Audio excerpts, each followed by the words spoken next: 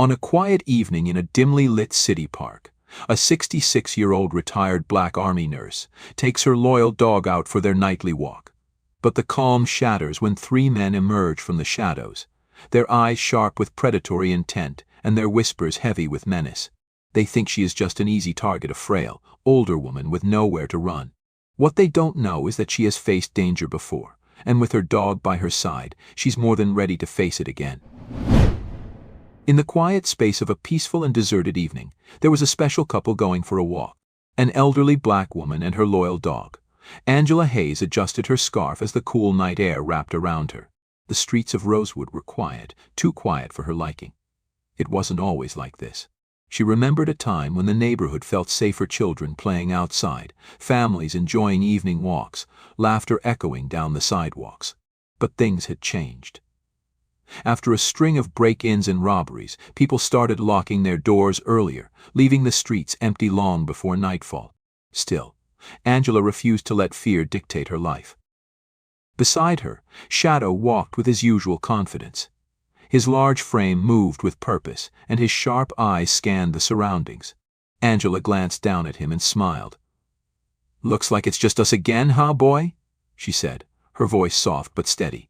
Shadow's ears perked up at her voice, and he let out a low, reassuring huff. Angela had adopted Shadow 2 years ago after he retired from the police force. She knew he wasn't just a pet, he was a protector. Shadow had been trained to take down criminals, sniff out danger, and never back down. Angela had seen glimpses of that training in how he responded to noises, his alertness, and his unwavering loyalty. She trusted him completely. As they walked through the park, Angela took a deep breath, letting the familiar scent of damp grass and earth calm her nerves.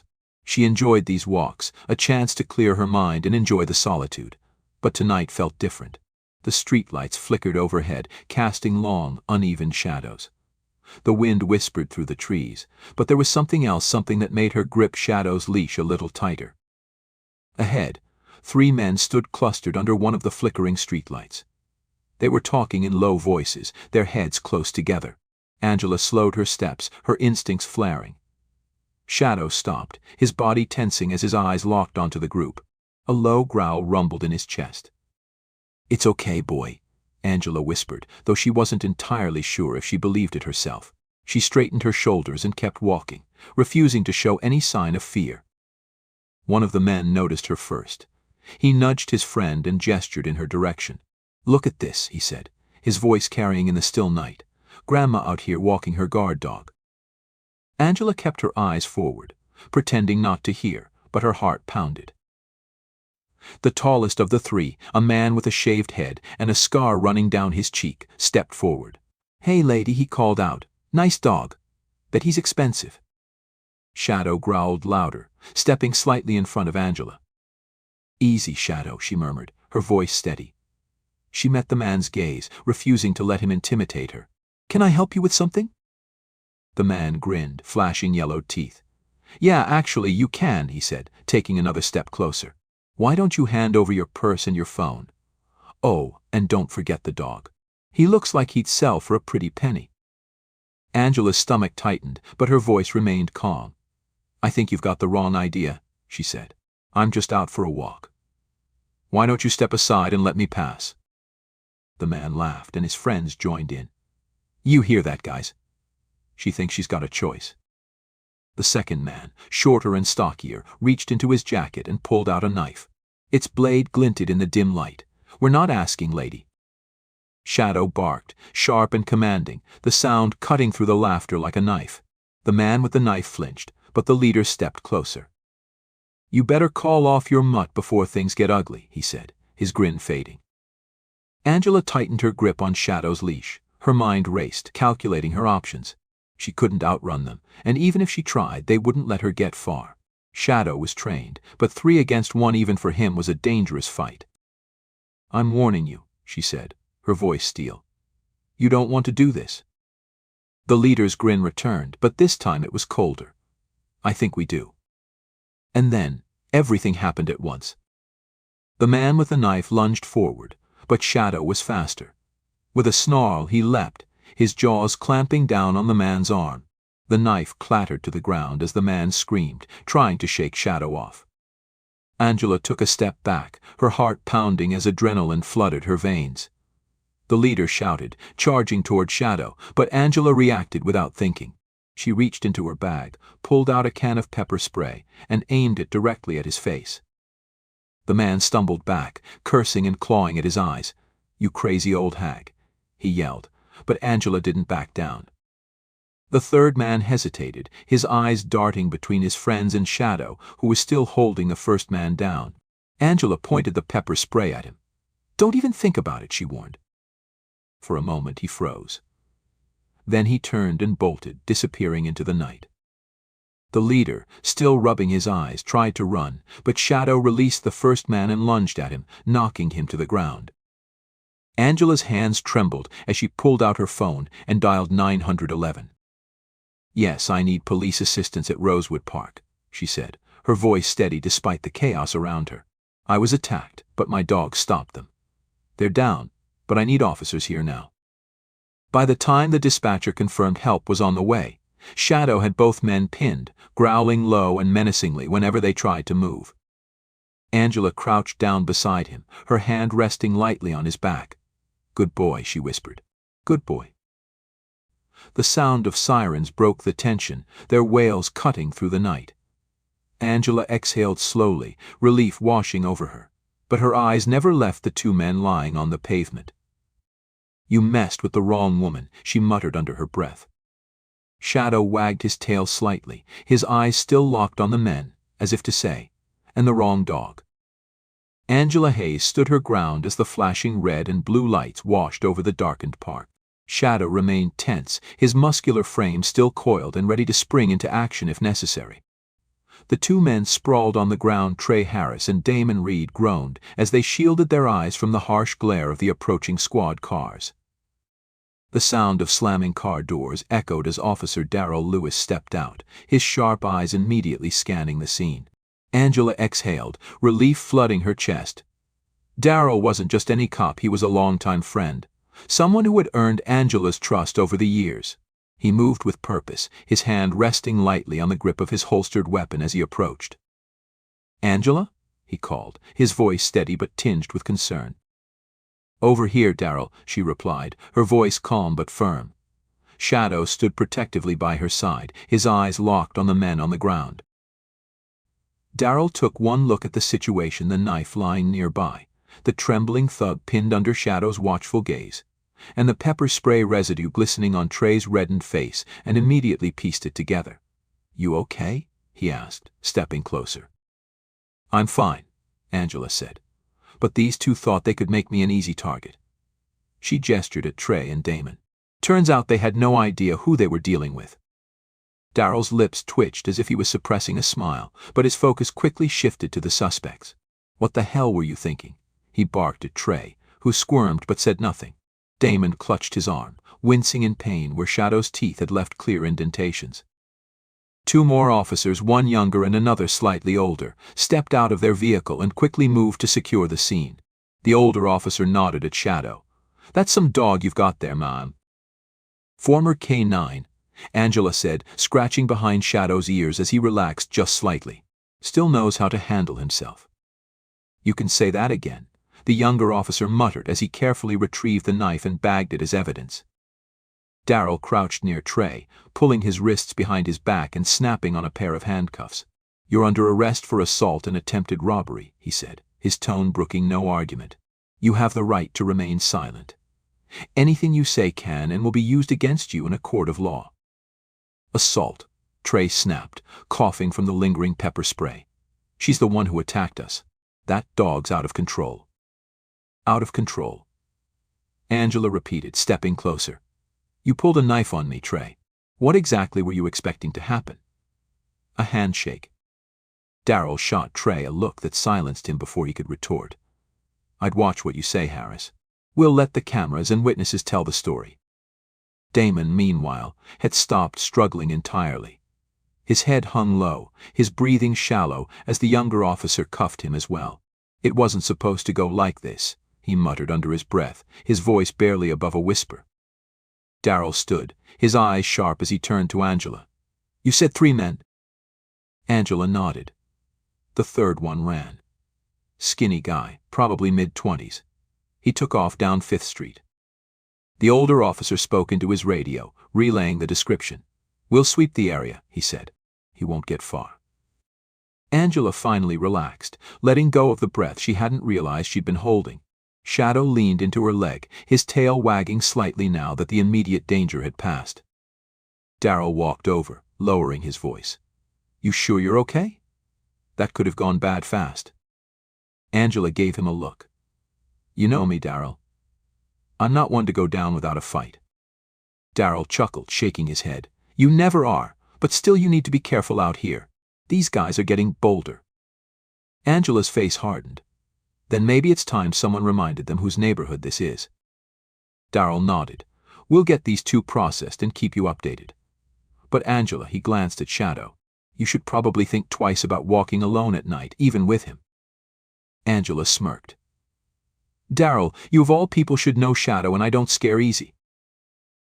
As the officers hauled Trey and Damon to their feet, Angela couldn't help but notice how much smaller they looked now. Their earlier bravado had completely crumbled, leaving behind nothing but fear and humiliation. The younger officer shot her a glance. Mom, you're going to need to come down to the station to give a full statement. I'll be there, Angela said firmly. Darryl gestured toward his car. I can give you a ride. Angela shook her head. No need. I'll get there myself. I'm not letting these fools make me change my routine. Darryl didn't argue. He knew better. I'll see you there then. Angela watched as the officers loaded the suspects into the back of their patrol cars. She crouched down next to Shadow, running her hand through his thick fur. Good boy, she whispered. You saved us tonight. Shadow wagged his tail and leaned into her touch. Angela stood and looked back toward the park entrance. She wasn't naive. This incident was just one example of a larger problem. Rosewood was changing, and not for the better. But as long as she had Shadow by her side, she wasn't backing down. Gathering her composure, she turned and began walking toward home. Shadow followed, his steps steady and sure, his head held high.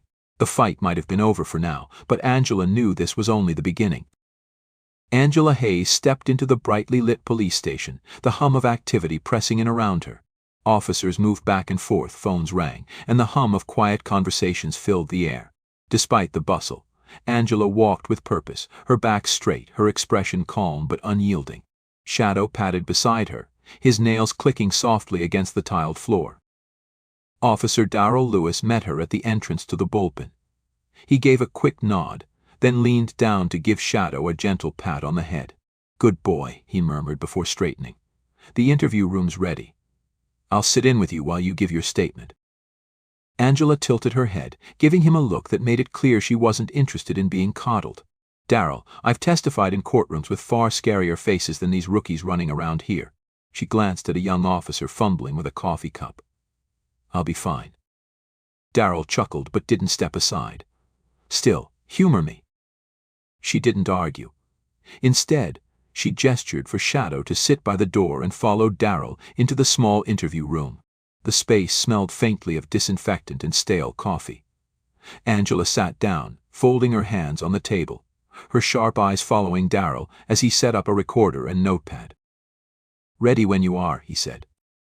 Angela took a deep breath and began. She recounted the events with precise detail from the moment she spotted the 3 men, to their taunts, threats, and the flash of the knife. She described how Shadow had reacted, his movements swift and deliberate, and how she'd used her pepper spray to disarm one of the attackers. Darryl listened without interrupting, though his jaw tightened as she described Trey pulling out the blade. When she finished, he leaned back in his chair and exhaled. Hell, Angela. That could have gone south real fast. Angela's lips pressed into a thin line. It didn't. Because of Shadow, Darryl pointed out, and because you didn't freeze up, but most people wouldn't have walked away from something like that. Angela met his gaze evenly. That's because most people don't have a dog like Shadow or my years of training. But what about everyone else? What happens when someone without a shadow crosses paths with punks like Trey? Darryl didn't answer right away. Instead, he tapped his pen against his notepad, his expression darkening. That's what we need to fix." Before Angela could respond, there was a knock at the door. The younger officer from earlier, Officer Carson, poked his head inside. "Sorry to interrupt, but we got the third guy, Eli Turner." Darrell stood quickly. "Where?"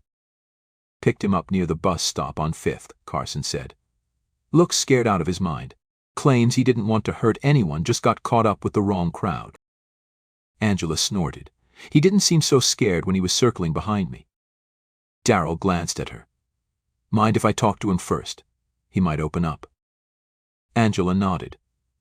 "Go. But don't let him spin too many excuses." Darrell left, and Angela sat back, glancing at the mirrored window on the wall. She knew someone was probably watching, but she didn't care. Her mind was already racing ahead, thinking about what needed to happen next. 15 minutes later, Darrell returned.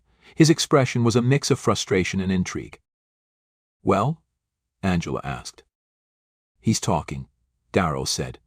"Claims Trey pressured him into it. Said Damon was the one who brought the knife and that he didn't think it would go that far." Angela raised an eyebrow. "And you believe him?" Darrell hesitated. "Not entirely. But I think he's scared enough to cooperate.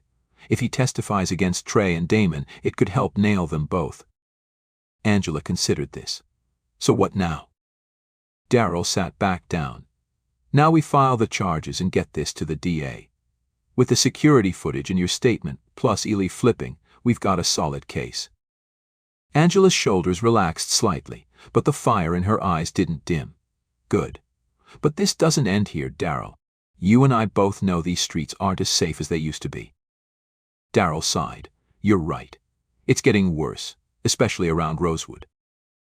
"That's why we need more than just arrests," Angela said, leaning forward. "We need prevention patrols that actually mean something. Programs for kids before they fall in with guys like Trey." Darrell rubbed the back of his neck. "You sound like you're running for office." Angela smirked. "No, I'm just someone who's tired of watching this neighborhood fall apart. And if you're smart, you'll get behind me on this." Darrell nodded. "I'm already there." Angela stood, gathering her things. "Good. Now, let's make sure these charges stick." She opened the door and whistled for Shadow, who immediately trotted over. Darrell followed her out, and the two of them walked through the station, past rows of desks and officers who couldn't help but glance their way. As Angela reached the exit, Darrell called after her. "Angela." She turned, one hand on the door. "Be careful," he said, his tone softer this time. "You're tough, but even you're not invincible." Angela smiled, her eyes flicking down at Shadow before returning to Darrell. "With him by my side, I just might be." And with that, she stepped out into the night, Shadow following closely, his ears perked and his eyes sharp. She knew this wasn't the end, far from it. But she also knew one thing for certain: she and Shadow weren't done fighting for their neighborhood. Not by a long shot. Many days later, Angela Hayes sat stiffly at the long oak table in the city's community hall, her fingers resting lightly on Shadow's head as he sat obediently beside her. The room was filled with murmurs, neighbors, reporters, and local officials gathered to witness what many already suspected would be a turning point for Rosewood. Officer Darrell Lewis stood at the front, flanked by the police chief and a member of the district attorney's office. The tension in the room was palpable. The recent attack on Angela had shaken the community, but it had also ignited something in urgency, a need for answers. And tonight, the people wanted more than apologies, they wanted action. Darrell cleared his throat and stepped forward. "Good evening, everyone. Thank you for coming on such short notice. As many of you are aware, an incident occurred 3 nights ago involving a violent attempted robbery against one of our own Ms. Angela Hayes." Eyes turned toward her. Angela straightened in her chair, keeping her expression calm even as her pulse quickened. She hadn't come here to be pitied, she had come to make sure this moment counted. Darrell continued. "Thanks to Ms. Hayes' quick thinking and the courageous actions of her dog, Shadow, the suspects Trevor Harris and Damon Reed were detained and are now facing multiple charges, including assault with a deadly weapon, attempted robbery, and resisting arrest." A murmur rippled through the crowd, satisfaction mixed with simmering anger. Angela caught the gaze of her daughter, Nia, who sat a few rows back. Her eyes were sharp with determination, and Angela knew she was already thinking about the legal battle ahead. Darryl pressed on. The third suspect, Eli Turner, has agreed to cooperate with law enforcement. His testimony has already proven crucial in building the case against Harrison Reed. Angela's eyes narrowed slightly. She didn't trust Eli, not yet.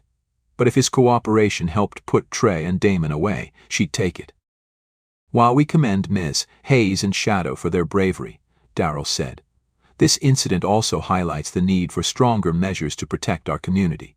And that's what tonight is about: accountability and reform. Angela leaned back slightly, her fingers brushing against Shadow's fur. This was the part she had been waiting for. The police chief stepped forward. We recognize that what happened was not an isolated event. Crime in this area has been steadily rising, and it's clear we need to do more. Effective immediately, we are implementing an expanded neighborhood patrol program, increasing officer presence during peak hours. Additionally, we will be re-evaluating our response protocols to better address violent incidents. Angela's eyebrows lifted slightly. It was a start, but it wasn't enough. She raised her hand. The chief hesitated, then nodded. Ms. Chess? Angela stood slowly. I appreciate the changes you're proposing, Chief, but I think we all know more is needed. Her voice carried through the room, steady and commanding. What happened to me could have happened to anyone, and let's be honest. Not everyone has a dog like Shadow watching their back. Several people chuckled nervously, but Angela didn't smile. This isn't just about patrols, she continued. It's about prevention. It's about giving our kids a better path than running with the wrong crowd. It's about making sure our officers are trained not just to react but to de-escalate before violence starts. And it's about holding people accountable, not just the criminals, but the system that let them think they could get away with it in the first place. The crowd erupted into applause. Nia nodded approvingly, and Darryl's lips twitched into a half-smile. The police chief cleared his throat. Miss Hayes, I'm not finished, Angela interrupted, and the chief froze. Shadow let out a low rumble, not threatening but enough to make everyone take notice. We need more than promises, Angela said. We need action. I'm calling for the formation of a civilian oversight committee, one that has real authority to monitor police conduct, review complaints, and ensure transparency. Murmurs of agreement spread through the room. And we need programs for the kids in this neighborhood: mentorships, after-school activities, job training, something that gives them hope and opportunity instead of leaving them to fall into the same traps as Trey and Damon. The applause grew louder. The chief shifted uncomfortably. Ms. Hayes, these are important ideas, but they'll take time to. Then let's start now, Angela cut in. Because I don't plan to sit around waiting for someone else to fix this. I've seen too many promises fade into nothing. And I won't let this be one of them. Nia stood up, her voice clear. As a member of the legal community, I support my mother's proposals. I'll personally assist in drafting the framework for the oversight committee. The room erupted into cheers, and for the first time, Angela allowed herself to breathe. She glanced at Shadow, who sat calmly by her side, his eyes scanning the crowd as if still standing guard. Darryl stepped forward again. We hear you, Ms. Hayes. And I'll make sure the department hears you too. Angela nodded, satisfied for now. But she knew this was only the beginning. The battle for justice and reform was far from over. As the meeting wrapped up, Angela found herself surrounded by neighbors offering words of support. Reporters asked for comments, and Shadow posed patiently for photos, his head held high. But as Angela walked out of the hall and into the night, she felt the weight of the work still ahead. Shadow stayed close, his presence a steady reminder that no matter how hard the fight, she wasn't alone. And as they passed the park where it all began, Angela stopped for just a moment, staring at the shadows cast by the streetlights. The fear she'd felt that night still lingered, but so did something else: a fire, a purpose. Come on, Shadow, she said, her voice steady. We've got work to do. Shadow wagged his tail and fell into step beside her. Together they disappeared into the quiet streets of Rosewood, ready for whatever came next. Angela Hayes sat in her living room, sunlight streaming through the window as Shadow rested at her feet. The past few weeks had been a whirlwind: media interviews, community meetings, and countless phone calls. Her body was still sore from the confrontation, but her spirit was unshaken. She had faced danger head-on, and now she was determined to make sure no one else in Rosewood had to go through what she did. The knock on her door broke her thoughts. Shadow lifted his head, ears perked, but relaxed when Angela opened the door to see Darrell Lewis standing there, his uniform crisp but his eyes tired. "Darrell," Angela said, stepping aside to let him in. "I was wondering when you'd stop by." Darrell gave a faint smile and nodded at Shadow, who greeted him with a wag of his tail. "Figured it was time we talked in private." He paused, rubbing the back of his neck. "You really stirred things up, Angela. Half the department's talking about you, and not just because of Shadow." Angela crossed her arms. "Good. That means they're paying attention." Darrell nodded and lowered himself onto the couch. "They are. But I need to be honest with you. There's resistance. The Oversight Committee proposal. The union's already gearing up to fight it." Angela wasn't surprised. She had expected pushback, but she also wasn't intimidated. "Let them fight," she said. "We'll fight harder." Darrell looked at her, and for the first time she saw something deeper conflict. He wanted to support her, but he also knew the system from the inside.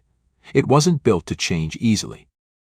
"Angela, you have no idea how much I respect what you're doing," he said, leaning forward. "But I need you to be prepared. This isn't just about paperwork and meetings. You're talking about challenging a culture, a way of thinking that's been rooted in law enforcement for decades." Angela sat down across from him. "Darrell, I've faced tougher battles than this. I spent years in the military patching up soldiers who didn't think they'd make it home. I've seen the worst humanity has to offer, and I've come out stronger every time. This fight, it's one I'm ready for." Darrell smiled, but it was tinged with sadness. "Then I'm with you. Whatever you need, I'll be there." Angela extended her hand, and Darrell shook it firmly. A week later, Angela stood in front of the crowd at another town hall, this time not as a victim but as a leader. Nia stood to her left, holding a stack of legal documents, and Darrell stood to her right, dressed in plain clothes instead of his uniform. The room buzzed with energy. The story of Angela and Shadow had spread far beyond Rosewood. Media outlets had dubbed her the Guardian of Rosewood, and Shadow had become a local celebrity, appearing on news segments and social media posts. But Angela wasn't here for fame. She was here for change. Angela stepped up to the microphone, her voice steady. "We've come a long way since that night in the park," she began. "And while I'm grateful for all the support I've received, this isn't about me. It's about all of us." She paused, letting the weight of her words sink in. "Rosewood deserves better. Safer streets, a police department we can trust, and opportunities for our youth. That's why tonight we're taking the first step toward real reform." She gestured toward Nia, who handed her the documents.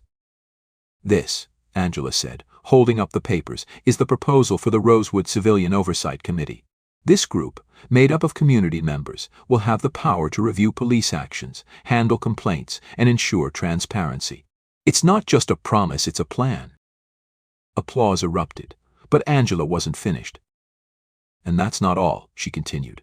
"Thanks to the work of Officer Darrell Lewis and others who believe in change, we're also pushing for mandatory de-escalation training, community outreach programs, and new initiatives to keep our kids off the streets and out of trouble." The crowd cheered again, but Angela raised her hand to quiet them. "This isn't going to be easy," she said. "There will be obstacles. There will be people who want to keep things the way they are. But if there's one thing I've learned, it's that courage doesn't mean you're not afraid, it means you stand up anyway." Angela looked down at Shadow, who sat calmly beside her. And sometimes courage comes with 4 legs and a wagging tail. The room erupted in laughter and applause. In the weeks that followed, the Oversight Committee was officially approved by the City Council.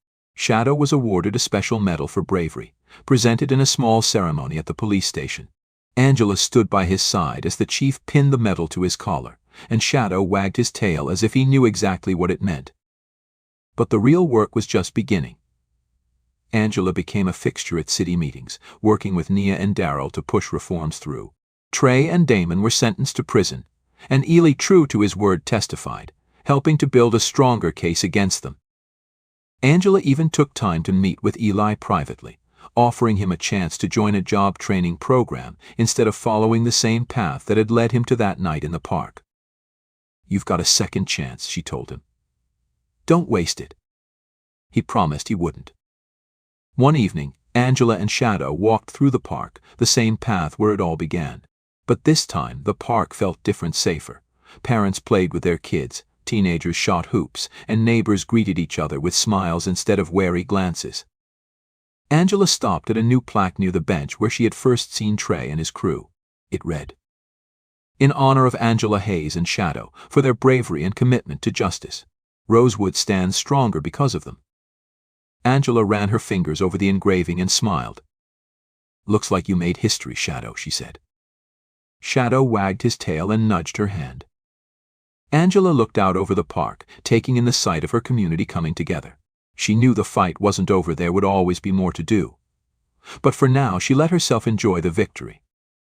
"Come on, boy," she said, tugging lightly on his leash. "Let's go home." And as they walked off into the fading sunlight, Shadow trotted beside her, her partner, her protector, and her reminder that even in the darkest moments, courage and loyalty could light the way.